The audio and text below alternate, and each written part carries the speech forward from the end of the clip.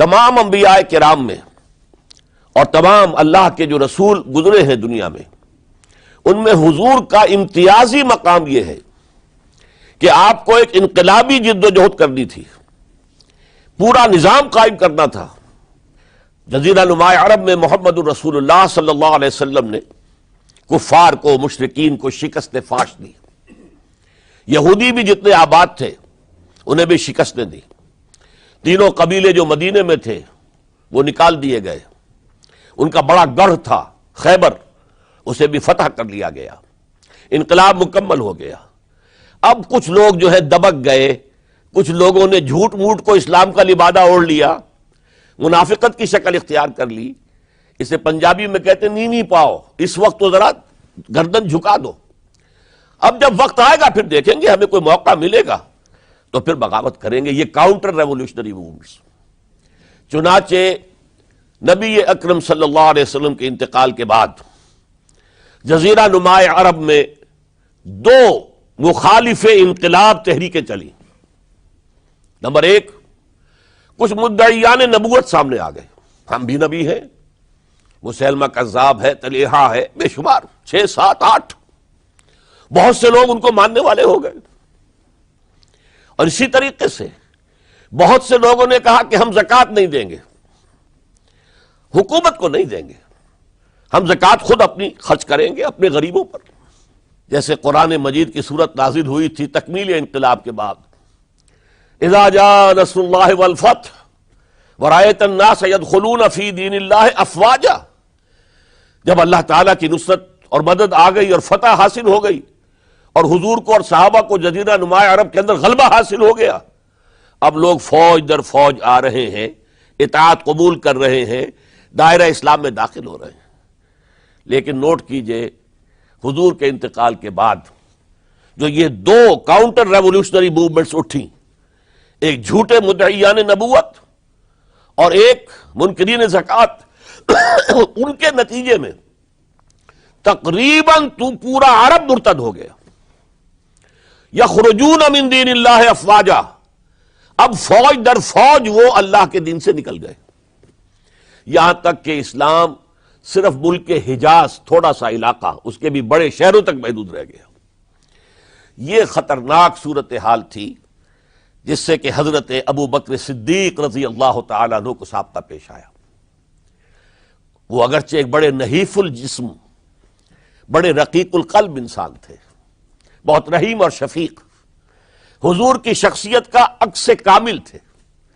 جیسے حضور کی سب طبیعت میں نرمی، رقت، شفقت، رحمت، ایسے ہی ان، لیکن جب ذمہ داری کا بوجھ آیا ہے، چیلنج آیا ہے تاریخ کا، اس وقت معلوم ہوا کہ ان کی تو شخصیت آہنی ہے، بڑی قوی، بہت مضبوط، ان کا عزم، ان کی ہمت، ان کا استقلال، ان کا اللہ پر توکل۔ اس موقع پر میں آپ کو بتاتا ہوں، بہت سے لوگوں نے مشورہ دیا تھا کہ مصلحت کا تقاضا ہے کہ کئی محاذ نہ کھولیے بیک وقت، مسلمانوں کے دل پہلے ہی زخمی ہیں حضور کے انتقال کی وجہ سے۔ پھر حضور نے ایک جیش اسامہ تیار کیا تھا، ہم نے چاہا تھا کہ آپ اسے روک دیں، آپ نے کہا نہیں، جو لشکر حضور نے تیار کیا ابو بکر اسے نہیں روکے گا، وہ گیا۔ پھر جو مدعیان نبوت ہوئے وہ تو یقیناً کافر ہو گئے، لہذا ان سے بھی قتال کرنا پڑے گا۔ کم سے کم منکرین زکوٰۃ کے ضمن میں نرمی کیجئے۔ انہوں نے کفر نہیں کیا، کلمہ شہادت پڑھتے ہیں، نماز کا انکار نہیں کیا، زکوٰۃ کا بھی انکار نہیں کیا، یہ کہا کہ ہم آپ کو نہیں دیں گے، اپنی زکوٰۃ جمع کریں گے، اپنے ہی غریبوں میں تقسیم کر دیں گے۔ لیکن حضرت ابو بکر اور یہاں تک کہ حضرت عمر نے مشورہ دیا کہ مصلحت کا تقاضا ہے کہ مانعین زکوٰۃ کے ساتھ نرمی کی جائے۔ حضرت ابو بکر نے فرمایا، عمر تم ایام جاہلیت میں تو بڑے سخت تھے، بڑے مضبوط تھے، بہت طاقتور تھے، خدا کی قسم اگر یہ زکوٰۃ میں حضور کے زمانے میں اونٹ کے ساتھ اونٹ کو باندھنے والی رسی بھی دیتے تھے، اور اب اگر یہ کہیں گے کہ اونٹ لے جاؤ رسی نہیں دیں گے، تب بھی میں قتال کروں گا، اس لیے کہ ایبدل الدین وانا حی، کیا دین میں ترمیم کر دی جائے گی جبکہ میں زندہ ہوں؟ ابو بکر کے جیتے جی یہ نہیں ہو سکتا۔ لہذا ہم دیکھتے ہیں تاریخ کے اندر چونکہ صدیقیت بہت اعلیٰ مقام ہے، نبوت کے بعد کا درجہ صدیقین، پھر شہداء، پھر صالحین، اور یہ ہے صدیق اکبر، افضل البشر بعد الانبیاء بالتحقیق ابو بکر صدیق۔ 1.5 سال کے اندر دونوں فتنوں کی سرکوبی کر دی گئی، کنسولیڈیٹ ہو گیا انقلاب دوبارہ۔ اس میں ہزاروں صحابہ کرام کی جانیں گئی ہیں۔ ایک جنگ یمامہ مشہور ہے، مسیلمہ کذاب کے خلاف 500 حفاظ اس جنگ میں شہید ہو گئے۔ تشویش ہو گئی کہ اگر حفاظ جو ہے اس طرح شہید ہو گئے تو کہیں قرآن گم نہ ہو جائے، ضائع نہ ہو جائے۔ کتابی شکل میں تو تھا ہی نہیں، وہ تو سینوں میں محفوظ تھا۔ اس لیے تجویز پیش کی گئی کہ اب اسے کتابی شکل میں، جیسے ایک کتاب 2 جلد کے گتوں کے مابین ہوتی ہے، مابین دفتین مرتب کر دیا جائے۔ تب یہ کام کیا گیا۔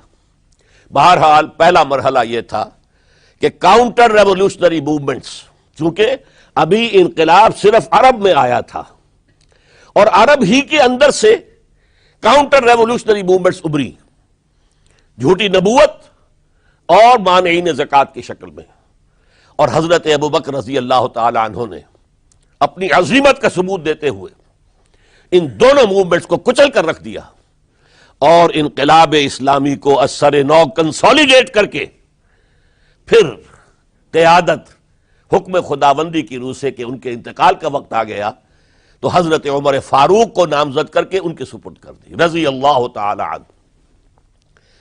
حضرت عمر فاروق رضی اللہ تعالیٰ عنہ کا عہد خلافت یہ اسلام کے ایکسپینشن کا دور ہے۔ اب جو وہ انٹرنل رفتی ختم ہو گئی، انٹرنلی کنسولیڈیٹ ہو گیا انقلاب محمدی صلی اللہ علیہ وسلم، لہذا پوری طاقت کے ساتھ اب 3 لشکر نکلے ہیں، مشرق کے لیے، شمال کے لیے، مغرب کے لیے، اور فتوحات کا دائرہ شروع ہوا۔ 10 برس حضرت عمر رضی اللہ تعالیٰ عنہ کے خلافت کے وہ ہیں، نوٹ کیجئے، جس میں ایک سلطنت 2 سپر پاورز اس وقت کی تھی، کئی 100 سال سے چلی آ رہی تھی 2 سپر پاورز، اور دونوں جزیرہ نمائے عرب کے سر پر بیٹھی ہوئی تھی۔ سلطنت ایران، عراق سے ہو کر سلطنت ایران کہ خسرو کے زمانے سے، ذوالقرنین کے زمانے سے عظیم مملکت تھی، سپر پاور۔ دوسری طرف سلطنت روما، دی رومن امپائر، 3 بر اعظموں کو محیط تھی۔ رومن امپائر پورا شمالی افریقہ اس کے تحت تھا، پورا مغربی ایشیا اس کے تحت تھا، شام اس کے تحت تھا، ترکی اس کے تحت تھا، اور یورپ کا سارا مشرقی علاقہ اس کے تحت تھا۔ رومن امپائر، آپ کو معلوم ہے حضرت عمر کے زمانے میں رضی اللہ تعالی عنہ سلطنت کسریٰ کے تو پرخچے اڑ گئے، نام ختم ہو گیا، وجود نہ رہا عظیم سلطنت کسریٰ۔ حالانکہ آپ کے علم میں ہوگا ان کا بڑا شاندار ماضی تھا، کہ خسرو اور کیقباد، بڑے بڑے یہ کیانی کہلاتے ہیں، یہ کیاں جو ہے یہ بڑی عظیم ایک یوں سمجھیے کہ خاندان تھا بادشاہوں کا، لیکن یہ کہ وہ پوری سلطنت کسریٰ ختم ہو گئی۔ کیوں؟ اس نے حضور کے نامہ مبارک کو چاک کیا تھا، اور حضور نے فرما دیا تھا صلی اللہ علیہ وسلم، خسرو نے میرا خط نہیں چاک کیا، اپنی سلطنت چاک کر دی، اور واقعتاً سلطنت کسریٰ جو ہے ختم ہو گئے، نام و نشان ختم ہو گیا۔ دوسری طرف سلطنت روما تھی، عیسائیوں کے ساتھ، چونکہ وہ تھی کرسچین، عیسائیوں کے ساتھ حضور کے زمانے میں کوئی براہ راست تصادم نہیں ہوا تھا، سارا تصادم ہوا تھا یا مشرکین عرب سے اور یا یہودیوں سے۔ عیسائی جو ہے عربین پیننسولا میں تھے ہی نہیں، یمن کے علاقے میں کچھ تھے لیکن ان کی کوئی حیثیت نہیں تھی، لہذا کوئی کنفرنٹیشن نہیں ہوئی۔ دوسرے عیسائیوں میں ابھی اہل علم موجود تھے، جیسے آپ کو معلوم ہے نجاشی بادشاہ کیسے ایمان لے آیا، اس نے حضرت عیسیٰ کے بارے میں پوچھا، حضرت جعفر طیار رضی اللہ تعالی عنہ نے سورہ مریم کی آیات پڑھ کر سنائی، اور اس نے کہا بین ہی جو ان آیات میں تم نے پڑھا ہے، عیسیٰ کی حقیقت اس سے تن کے برابر بھی زیادہ نہیں ہے۔ اسی طرح ہرقل نے جب اس کو حضور کا نامہ مبارک پہنچا، اس نے جو بھی پیغامبر آئے تھے ایلچی، ان کا اکرام کیا، احترام کیا، وہ عالم تھا، جان گیا کہ یہ نبی آخر الزماں ہے، چاہتا تھا کہ میں ایمان لے آؤں بشرطے کہ میرے سارے درباری سپہ سالار بھی ایمان لے آئیں۔ جیسے کہ سن 300 عیسوی میں پوری رومن امپائر نے عیسائیت اختیار کی تھی، اس سے پہلے وہ بت پرست تھے۔ 300 عیسوی میں سلطنت روما کا جو ایمپرر تھا وہ ایمان لے آیا حضرت عیسیٰ پر۔ اس وقت تک ظاہر بات ہے اسلام حضرت عیسیٰ کا دین تھا، حضور تو ابھی آئے نہیں، حضور کے آنے میں تو ابھی 300 برس سے باقی ہیں۔ وہ عیسائی ہو گیا، پوری مملکت عیسائی ہو گئی، تو وہ نظام جو تھا حکومت کا برقرار رہا، انٹیکٹ رہا۔ ہرقل یہ چاہتا تھا کہ اسی طرح میری پوری سلطنت ایمان لے آئے تو میری حکومت برقرار رہے، لیکن یہ کہ اس کے جو درباری تھے اور اس کے بڑے بڑے جو سپہ سالار اور جرنیل تھے انہوں نے ریجیکٹ کر دیا، اور یہ بادشاہت کی بیڑی اس کے پاؤں میں پڑی رہ گئی۔ ایمان تو نہیں لایا لیکن پہچان گیا تھا حضور کو صلی اللہ علیہ وسلم۔ اور اس سلطنت روما سے پھر آپ کو معلوم ہونا چاہیے کہ مسلمانوں نے اس کی 3 ٹانگوں میں سے 2 ٹانگیں توڑ دی، پورے شمالی افریقہ سے نکال باہر کیا، پورے مغربی ایشیا سے، یہ شام اور ترکی کا علاقہ اناطولیہ نکال دیا، اور اس کی سلطنت محدود رہ گئی یورپ کے اندر۔ تو یہ عظیم کام ہوئے ہیں حضرت عمر رضی اللہ تعالی عنہ کے عہد میں۔ اب سوچئے اس عظیم ریولوشن کا بھی کوئی کاؤنٹر ریولوشن ہونا چاہیے تھا کہ نہیں؟ لہذا اب کاؤنٹر ریولوشنری موومنٹس آئی ہے، حضرت عمر کی شہادت اس کا نتیجہ ہے۔ ہرمزان ایک جرنیل تھا اور اس کے جنگی جرائم اتنے شدید تھے ایرانی کے کہ واجب القتل تھا۔ وہ گرفتار ہو کر حضرت عمر کے سامنے پیش کیا گیا۔ حضرت عمر نے فرمایا یہ واجب القتل ہے، اس کی گردن اڑا دی جائے۔ اس کی چالاکی دیکھیے، اس نے کہا امیر المومنین، اے مسلمانوں کے امیر عمر رضی اللہ تعالی عنہ، مجھے ذرا پانی پلوا دیجیے۔ حضرت عمر نے فرمایا پانی لا دو۔ ایک کٹورے میں پانی دے دیا گیا، پھر کہا دیکھیے امیر المومنین، مجھے ضمانت دیجیے کہ جب تک میں یہ پانی پی نہ لوں مجھے قتل نہیں کریں گے۔ فرمایا ہاں ہاں تم پانی پی لو، جب تک یہ پانی تم نہیں پیو گے ہم قتل نہیں کریں گے۔ اس نے وہ کٹورا پھینک دیا۔ نہ اب میں یہ پانی پی سکتا ہوں نہ آپ مجھے قتل کر سکتے ہیں، کیونکہ آپ کا ہے یہ کہ جب تک میں یہ پانی نہیں پیوں گا آپ مجھے قتل نہیں کریں گے۔ اس ہیلے سے جان بچا گیا۔ پھر اس شخص نے ابو لولو فیروز ایک غلام تھا، اسے اس کام کے لیے تیار کیا۔ حضرت مغیرہ ابن شعبہ کا غلام تھا وہ، اور حضرت مغیرہ نے اس سے روزانہ کی ایک اجرت کہ تم کام کرو، مجھے صرف 7 آنے روزانہ دے دیا کرو۔ اس نے آ کر حضرت عمر سے کہا کہ میرا جو آقا ہے مغیرہ ابن شعبہ یہ مجھ سے بہت زیادہ طلب کرتا ہے۔ حضرت عمر نے پوچھا کیا دیتے ہو؟ 7 آنے۔ تم کرتے کیا ہو؟ کہ میں نجار بھی ہوں، میں لوہار بھی ہوں، میں یہ کام کرتا ہوں۔ فرمایا اتنے پیشوں کا جاننے والا اس کے لیے یہ روزانہ کا ٹیکس یہ زیادہ نہیں ہے، یہ تمہیں دینا چاہیے۔ اس نے کہا میں چکیاں بھی بناتا ہوں۔ حضرت عمر نے فرمایا پھر ایک چکی ذرا مجھے بھی بنا دینا۔ کہنے لگا آپ کے لیے تو میں ایسی چکی بناؤں گا کہ جس کی آواز دنیا بھر میں جائے گی۔ وہ شخص ہے، اور ہرمزان کی سازش کے تحت وہ ایرانی جسے بعد میں ایرانیوں نے کیا کہا، جس نے قتل کیا حضرت عمر فاروق کو، حضرت ابو لولو فیروز۔ آج بھی ایران میں اس کی قبر کی تفسیریں بکتی ہیں بازار کے اندر، حضرت ابو لولو فیروز۔ وہ آیا ہے مسجد نبوی میں، اور آ کر اس نے جبکہ حضرت عمر رضی اللہ تعالی عنہ امامت فرما رہے حملہ کیا، 5-6 وار خنجر کے کیے۔ حضرت عمر رضی اللہ تعالی شدید مجروح ہو گئے۔ یہ انتقام تھا جو عجم نے، وہ سلطنت کے جس کے ٹکڑے ختم ہو گئے تھے، جس کا ٹکڑے کر دیے گئے تھے، اس نے انتقام لیا عالم اسلام سے۔ سمجھا انہوں نے یہ تھا کہ شاید یہ پوری عمارت اسی ایک ستون پر کھڑی ہے، حضرت عمر ہی کے ستون پر کھڑی ہے، اس ستون کو گرا دو گے پوری عمارت گر جائے گی۔ لیکن ثابت ہوا نہیں، یہ محمد کی بنائی ہوئی عمارت ہے صلی اللہ علیہ وسلم، یہ بہت قوی ہے، اس کی بنیادیں بہت مضبوط ہیں، کوئی ذرا سی تریڑ بھی نہیں آئی، ذرا سی تریڑ بھی نہیں آئی۔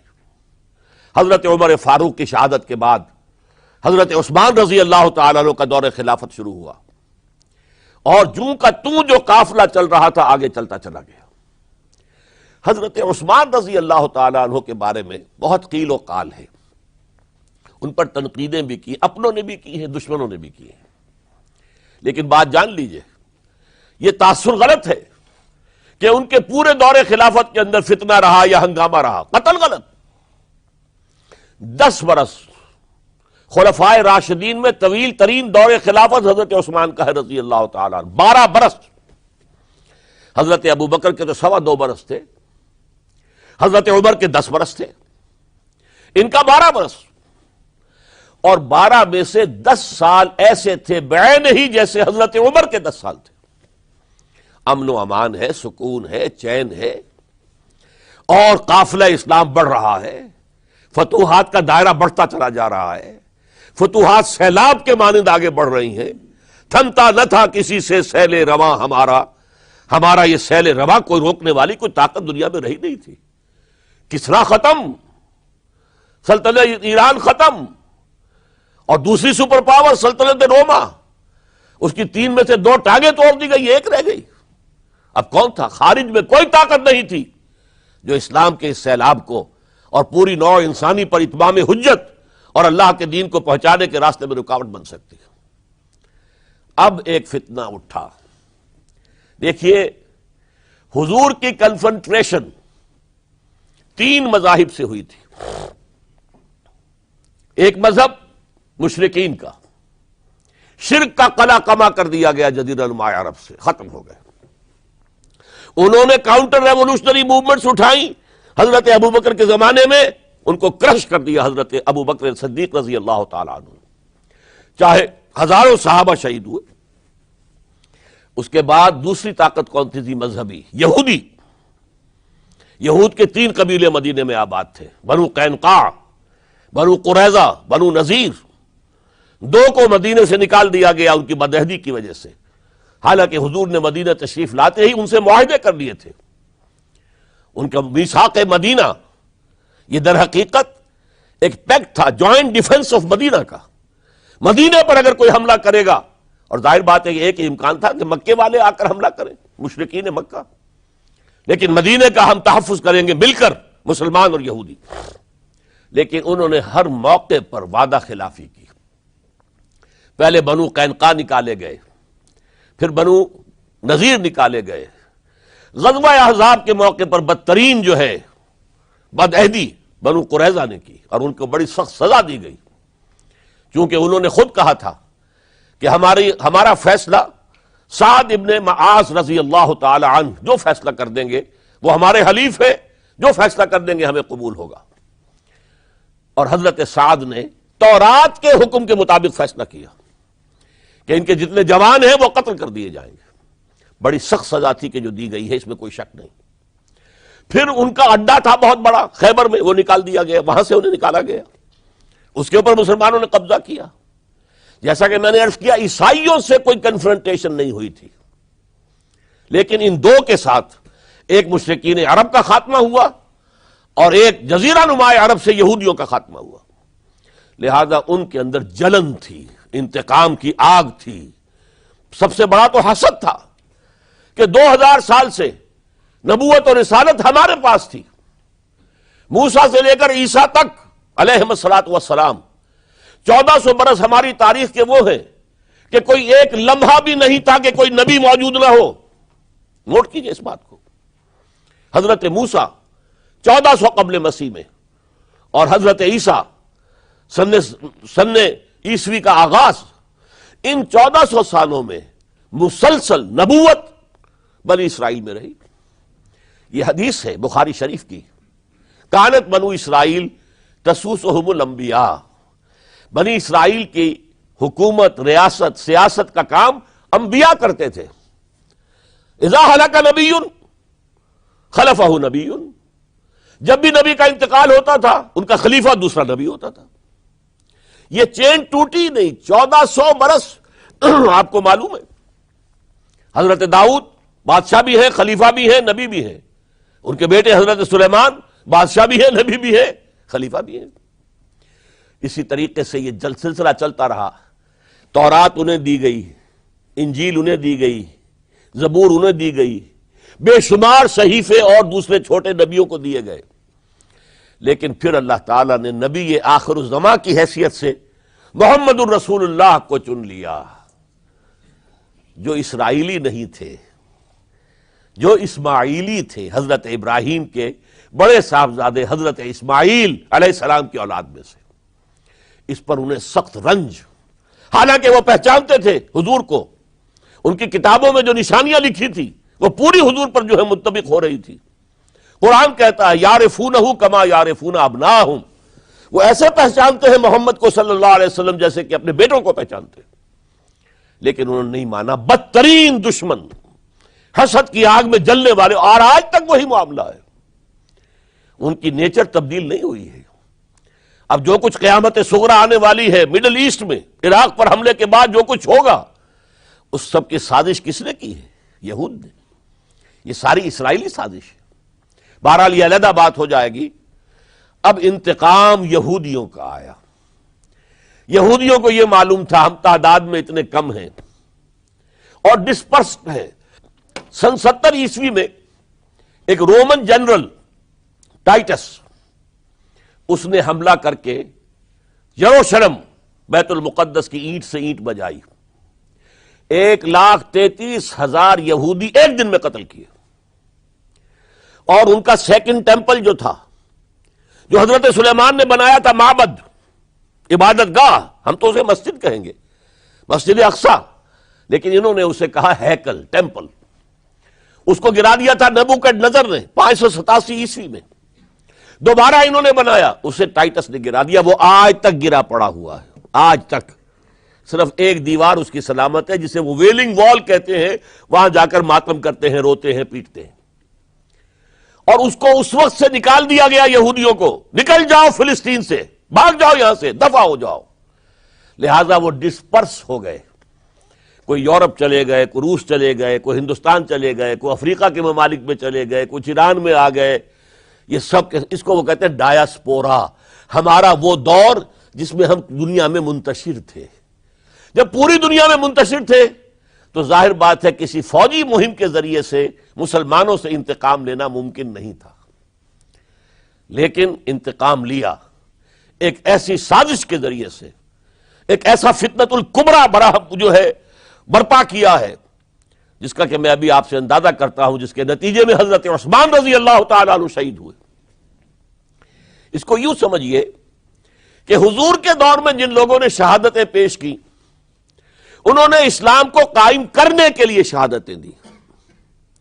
اب دور خلافت راشدہ میں جو شہادتیں پیش کی گئیں وہ اسلام کو قائم رکھنے کے لیے، جو عمارت بن گئی ہے اب گرنے نہ پائے، اسے دشمن گرا نہ دے، اس ڈیفنس کے اندر، اس تحفظ کے اندر جانے دی، ہزاروں نے دی.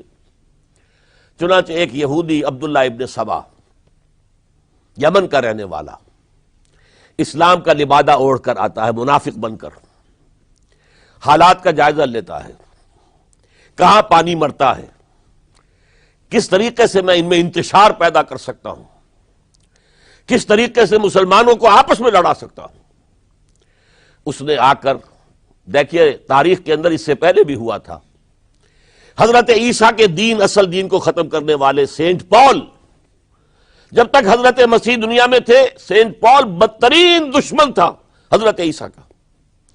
لیکن جب حضرت عیسیٰ کو اٹھا لیا گیا رفع سماوی کے بعد، وہ عیسائیت کا لبادہ اوڑھ کر آ گیا. مجھے عیسیٰ کی زیارت ہوئی ہے، میں ان پر ایمان لے آیا ہوں، اور اس کے بعد حضرت عیسیٰ کے دین کو ختم کر کے رکھ دیا، توحید کو تثلیث میں بدل دیا. اس سے بڑی تباہی کیا ہوگی؟ اور حضرت عیسیٰ کہہ کر گئے تھے کہ میں صرف بنی اسرائیل کے گھرانے کی کھوئی ہوئی بھیڑوں کی تلاش میں آیا ہوں. اس نے جینٹائلز، غیر یہودی جو ہے، ان کے اندر بھی اپنی دعوت و تبلیغ کا معاملہ شروع کیا. نمبر 3 حضرت عیسیٰ کہہ کر گئے تھے، دیکھنا یہ نہ سمجھنا کہ میرے آنے سے شریعت موسوی ختم ہو گئی ہے. Don't think I have come to destroy law. The Mosaic law, حضرت موسیٰ کی شریعت لاگو رہے گی تم پر، سینٹ پال نے ساقط کر دیا۔ تو جدید عیسائیت، ڈاکٹر مائیکل ہارٹ جس کا میں نے حوالہ دیا دی 100 کا مصنف، وہ کہتا ہے کہ موجودہ عیسائیت کرسچینٹی نہیں ہے، پالزم ہے، یہ حضرت عیسیٰ کا دین نہیں ہے، یہ تو پال کا دین ہے۔ ایک شخص نے یہ کام کر دیا۔ اسی طرح کا ایک شخص آیا تھا عبداللہ ابن سبا، اس نے سب سے پہلے تو دیکھا کہ اس معاشرے کے اندر قریش کے 2 گھرانوں کی بڑی پرانی چشمک ہے، بنو امیہ، بنی ہاشم، پرانی ان کے اندر قبائلی چشمک چلی آ رہی ہے۔ اسلام نے آ کر اسے دبا دیا، ختم نہیں ہوتی یہ چیزیں، نسل بعد نسل چلتی ہیں، اندر دبی رہتی ہیں۔ آگ بجھی ہوئی نہ جان، آگ دبی ہوئی سمجھ۔ اس نے جان لیا کہ یہ بہترین موقع ہے، اگر اس قبائلی عصبیت کو میں ہوا دے سکوں تو مسلمان منقسم ہو جائیں گے، ایک دوسرے کے ساتھ دست و گریبان ہو جائیں گے۔ اس نے آتے ہی کہنا شروع کیا خلافت کا حق بنو ہاشم کا ہے، یہ عثمان یہ بنو امیہ میں سے ہے، بنو امیہ کو کوئی حق نہیں ہے خلافت کا۔ 2 پہلے جو خلیفہ تھے حضرت ابوبکر، حضرت عمر، وہ نہ ہاشمی تھے نہ اموی تھے۔ حضرت ابوبکر بنو تیم میں سے تھے، نہ ہاشمی نہ اموی۔ حضرت عمر بنو عدی میں سے تھے، نہ ہاشمی نہ اموی۔ حضرت عثمان تھے بنو امیہ میں سے۔ اب یہاں دکھتی ہوئی رگ کو اس نے چھیڑا، حضور ہاشمی تھے، بنو ہاشم کا حق ہے خلافت، عثمان غاصب ہے معاذ اللہ رضی اللہ تعالی عنہ، پچھلے دونوں بھی غاصب تھے، خلافت حق ہے بنو ہاشم کا۔ پھر حضرت علی کی شان میں یہاں تک کہ یہ تو خدا حلول کیے ہوئے علی کے اندر، یہ گاڈ انکارنیٹ ہے، یہ خدا ہے۔ دیکھیے توحید بھی ختم کی، اس نے تثلیث بنائی تھی، اور حضرت عیسیٰ کو خدا کا بیٹا بنایا تھا، اس نے حضرت علی کو خدا بنا دیا۔ اور آپ کو معلوم ہونا چاہیے آج بھی نصیری شیعہ دنیا میں موجود ہیں جو حضرت علی کو خدا کہتے ہیں، دی گاڈ انکارنیٹ، کہ اللہ جو ہے حلول کر گیا تھا حضرت علی کے اندر رضی اللہ تعالی عنہ، معاذ اللہ ثم معاذ اللہ ثم معاذ اللہ۔ پھر اس نے ایک طریقہ اختیار کیا، حضرت عثمان پر تنقیدیں شروع کی، حضرت عثمان کے گورنرز کے خلاف جھوٹے الزامات لگانے شروع کیے، اڈے بنا لیے بصرہ میں، کوفہ میں، مصر میں، اور وہاں بصرے میں کوفے کے امیر کے خلاف اس نے یہ کر دیا، اس نے یہ کر دیا، اس نے خیانت کی، اس نے فلاں کیا، بیت المال پہ ڈاکہ ڈالا۔ اور کوفے میں بصرہ کے امیر کے خلاف، شام میں دمشق میں مصر کے گورنر کے خلاف، اور مصر میں جا کر شام کے گورنر کے خلاف، اور ہر جگہ حضرت عثمان رضی اللہ تعالیٰ عنہ کے خلاف۔ اب آپ کو معلوم ہے اس دنیا میں تو اطلاعات بھی نہیں پہنچتی تھی آسانی سے، کئی دن میں جا کر، کئی ہفتوں میں جا کر تو خط پہنچتے تھے، کوئی ٹیلی فون نہیں، کوئی تار نہیں، کوئی بے تار برقی نہیں، کچھ بھی تو نہیں، وائرلیس نہیں، کچھ نہیں۔ لہٰذا یہ فتنہ بڑھتا رہا اندر ہی اندر، اور پھر ہر جگہ سے بلوائی، وہ جو سبائی کہنا چاہیے، وہ مدینے میں آ گئے، گھیرا کر لیا، اور مطالبہ کیا کہ حضرت عثمان مستعفی ہو جائیں، خلافت چھوڑ دیں۔ حضرت عثمان نے کہا تمہارے کہنے سے میں نہیں چھوڑ سکتا۔ ان پر جب الزامات لگائے گئے انہوں نے ہر الزام کی صفائی پیش کر دی۔ اس صفائی کے پیش کرنے والوں میں سب سے بڑھ کر خود حضرت علی تھے رضی اللہ تعالی عنہ۔ مسجد نبوی میں آ کر انہوں نے ان بلوائیوں کو جمع کیا، اور حضرت عثمان کے خلاف جو بھی الزام لگائے گئے تھے ان سب کی صفائی اور جواب دیا اس کا۔ لیکن بلوائی جو ہے اڑے ہوئے تھے۔ ادھر سے حضرت امیر معاویہ، وہ عامل تھے، گورنر تھے شام کے، انہیں اطلاع مل رہی ہے، وہ کہتے ہیں آپ ہمیں اجازت دیجئے ہم فوج لے کر آئیں اور ان کے ٹکڑے اڑا دیں۔ لاکھوں کی فوجیں تھی کھڑی ہوئی۔ حضرت عثمان کی مملکت کا آپ تصور کر سکتے ہیں؟ قرآن میں عظیم ترین حکمران کے نام سے کے حوالے سے نام آیا ذوالقرنین کا۔ ذوالقرنین کے خسرو یا سائرس، اس کی سلطنت سے کم 2 گنا بڑی سلطنت تھی جس پر حضرت عثمان رضی اللہ تعالی عنہ حکومت کر رہے تھے۔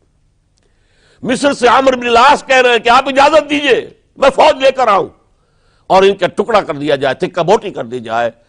حضرت عثمان کا فیصلہ تھا یہ مجھے قتل کر دیں تو قصاص لے لینا، لیکن میں اپنی جان کے تحفظ کے لیے کسی کلمہ گو کا خون بہانے کو تیار نہیں۔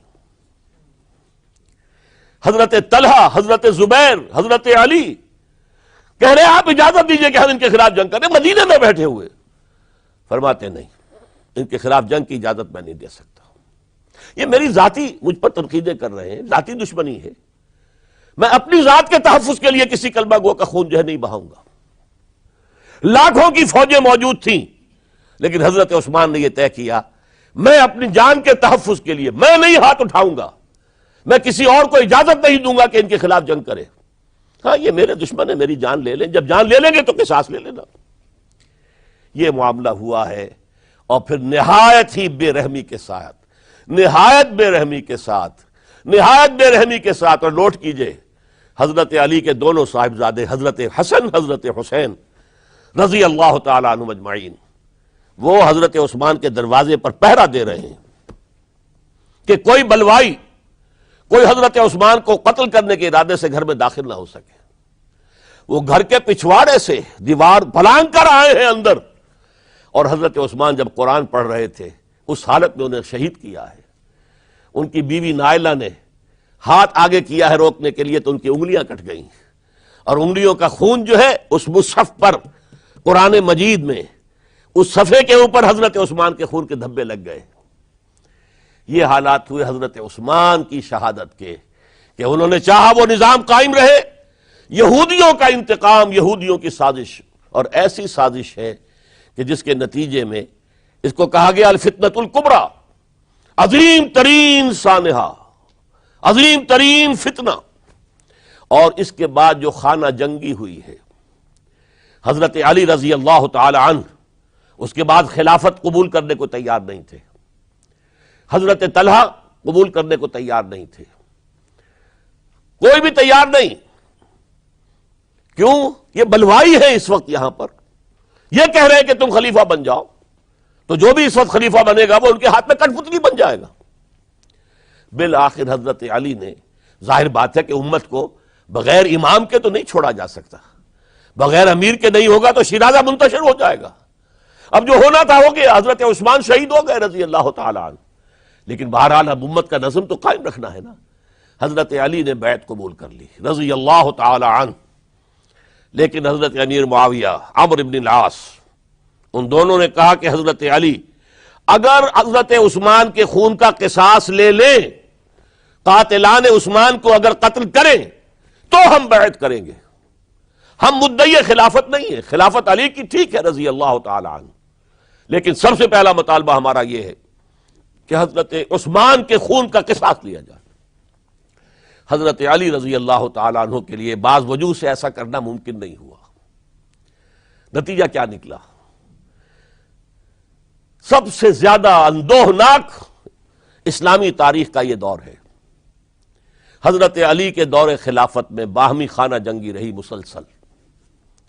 جنگ جمل حضرت عائشہ صدیقہ کمانڈ کرتی ہوئی آئی ہیں، طلحہ اور زبیر ان کے ساتھ ہیں، اور اگرچہ حضرت علی رضی اللہ تعالی عنہ کے ساتھ ان کی صلح ہو گئی، لیکن وہ جو بلوائی تھے، جو چاہتے نہیں تھے کہ امن ہو، وہ تو در حقیقت اسلام کے حصے بکھرے کرنے کے لیے آئے تھے، اسلام کی مملکت کو تباہ کرنے آئے تھے۔ انہوں نے فوری طور پر حملہ کر دیا حضرت عائشہ رضی اللہ تعالی عنہ کے لشکر پر۔ اب ظاہر بات ہے کہ جنگ شروع ہو جائے تو پھر کون دیکھ سکتا ہے، آئدر کل اور بی کلڈ، دو شکلیں دو ہی ہوتی ہیں۔ ایک رات میں 10,000 مسلمان شہید ہوئے، قتل ہوئے۔ الفتنۃ الکبریٰ، عشرہ مبشرہ میں سے حضرت طلحہ، حضرت زبیر دونوں شہید ہو گئے۔ پھر اس کے بعد بھی بات تو ختم نہیں ہوئی، حضرت معاویہ رضی اللہ تعالی عنہ وہ فوج لے کر آئے۔ پھر جنگ صفین، جنگ صفین، جنگ صفین، 74,000 مسلمان ایک دوسرے کی تلواروں سے اور ایک دوسرے کے نوزوں سے ختم ہو گئے۔ ذرا اندازہ کیجئے، 1,00,000 کے قریب مسلمان ختم ہو گیا۔ نہ یہودی کو کچھ کرنے کی ضرورت پیش آئی، نہ کسی اور کو کوئی حملہ کرنے کی ضرورت پیش آئی، آپس میں خانہ جنگی۔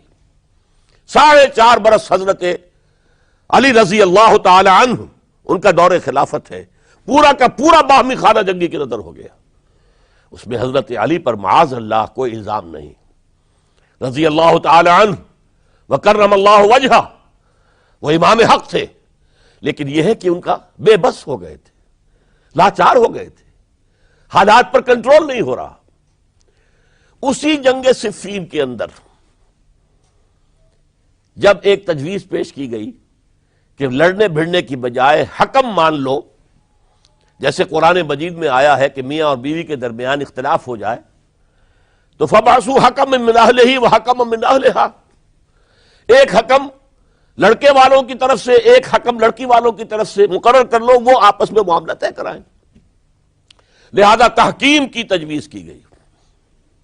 حضرت علی نے یہ تجویز پیش کی گئی عمرو بن العاص رضی اللہ تعالیٰ عنہ کی طرف سے، جو حضرت معاویہ کے ساتھی تھے۔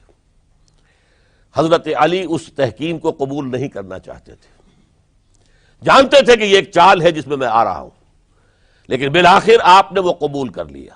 اچھا بھائی، ابو موسیٰ اشعری ہماری طرف سے، عمرو بن العاص معاویہ کی طرف سے، یہ دو حکم ہیں۔ اس موقع پر اب تحکیم کیا ہوئی، کیا اس کی شرائط تھی، کیا اس میں نہیں جانا چاہتا، اس وقت میں تاریخ نہیں بیان کر رہا، بلکہ مجھے اب چوتھے خلیفہ حضرت علی کی شہادت کا پس منظر بیان کرنا ہے۔ اور ہزاروں شہادتیں ہو رہی ہیں، لیکن اس دور کی شہادتوں میں سب سے چوٹی پر حضرت عمر کی شہادت، حضرت عثمان کی شہادت، حضرت علی کی شہادت رضی اللہ تعالی عنہم اجمعین۔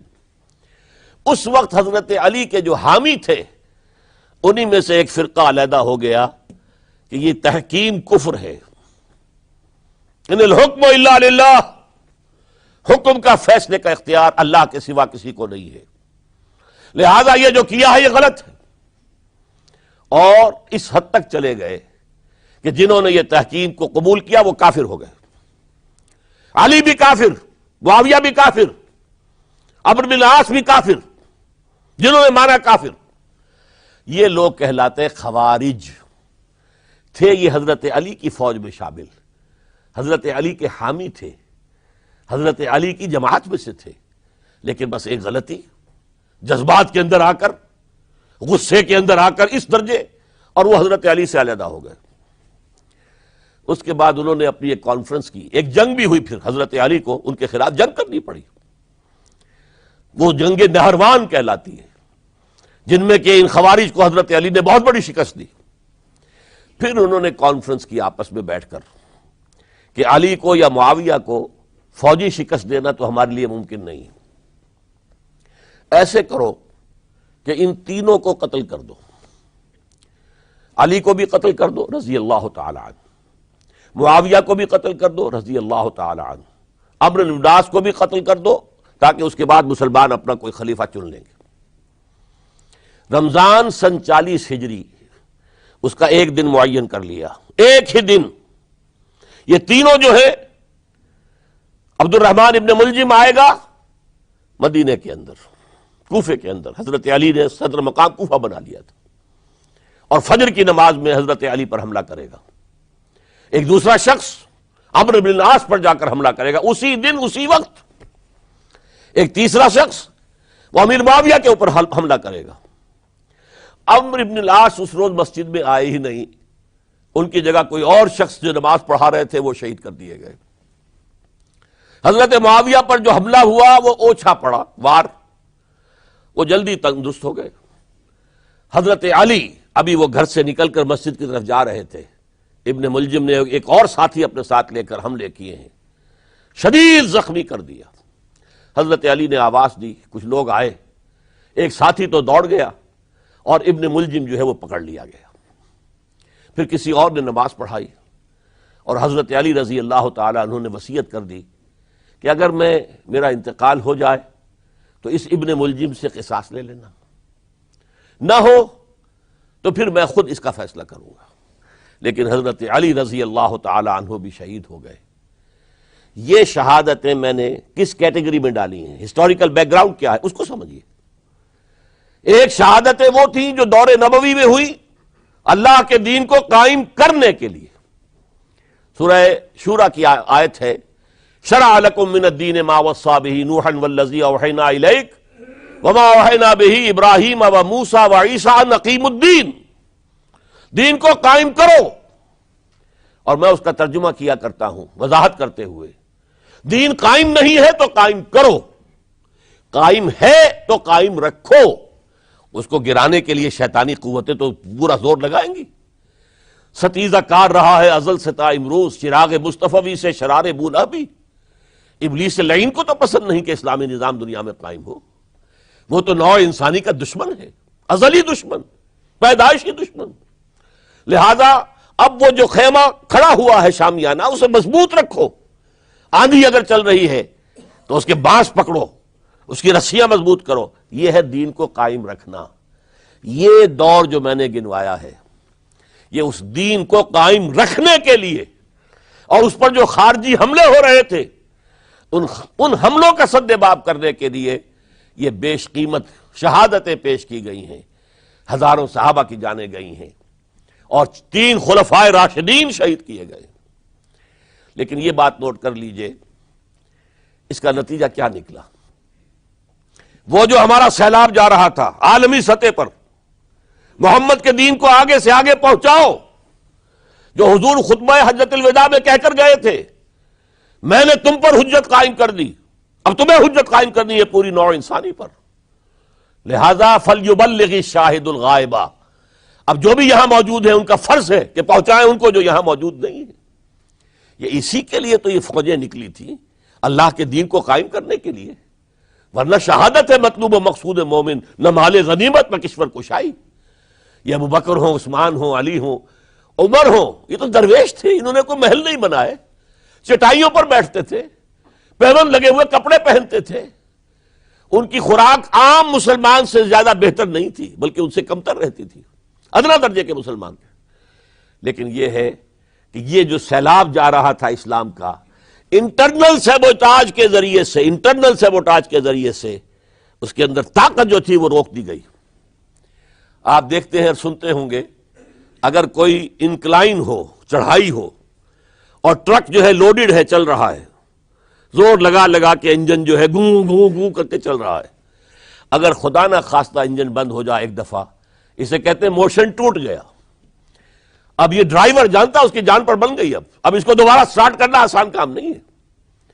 تو اسلامی سیلاب کا کہ جس کے بارے میں کیفیت یہ تھی کہ تھمتا نہ تھا کسی سے سیل رواں ہمارا سیل رواں روکنے والا کون رہ گیا تھا؟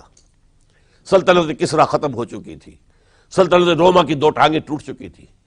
اس کو روکا ہے یہودی سازش نے انٹرنل سیبوٹاج کے ذریعے۔ 1 لاکھ مسلمان تو ایک دوسرے کی تلواروں سے ہی مارے گئے۔ خلافت راشدہ کا یہ نظام یہ پھر ایک سیڑھی نیچے اتر گیا۔ اس کے بعد دور بنو امیہ شروع ہوا ہے۔ عارضی سا حصہ یہ ہے کہ حضرت علی سے کہا گیا کہ ہم آپ کے بیٹے حضرت حسن کے ہاتھ پر بیعت کر لیں۔